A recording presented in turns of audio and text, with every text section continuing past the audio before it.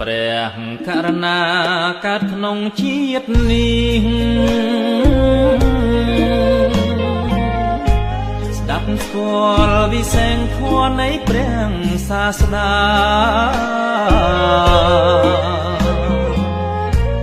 ព្រះគុណ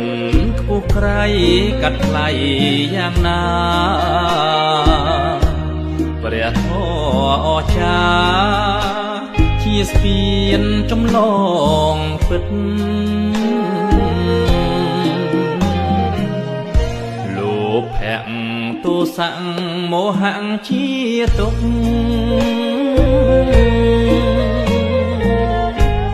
មកច្រានក្តីសុខឃ្លាតគ្មានអាណិត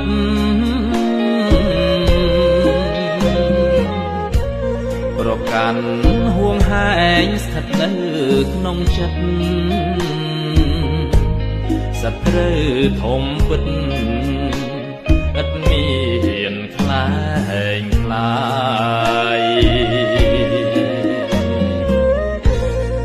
អស់អោក្តីសុខដ៏បរិបូរណ៍មិនមែនជាធ្នូវត្ថុក្រៅទាំងឡាយ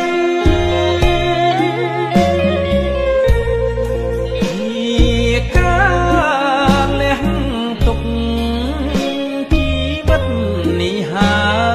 យកុំបងអងឡើយលះរាល់ថ្ងៃយប់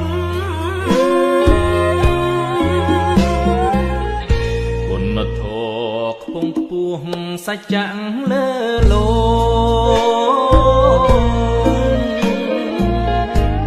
ព្រះធម៌នាំមកប្រងសត្វមិនឈប់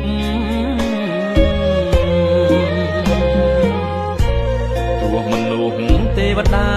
ប្រាថ្នាមិនចប់លះបង់មិនជាប់ជំពាក់លោកយ៉ាងឡើយ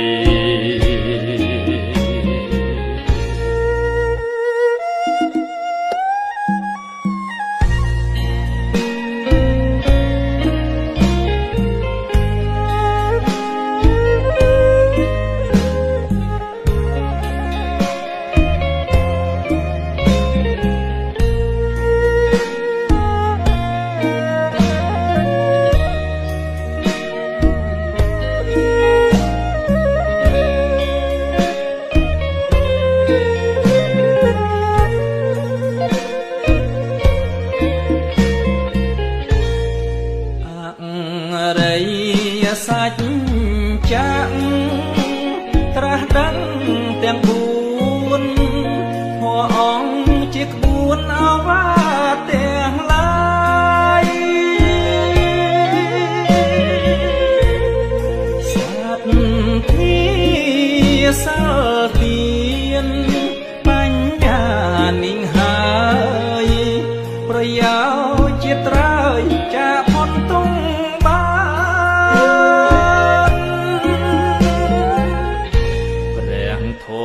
នេះណាជាអង្រៃទ្រពសន្ធឹកសន្ធាប់ល្អប្រមាណបើកើតមានពិតស្ថិតក្នុងសន្តានគង់សល់ខាងខានដល់ឋានបរមសុខ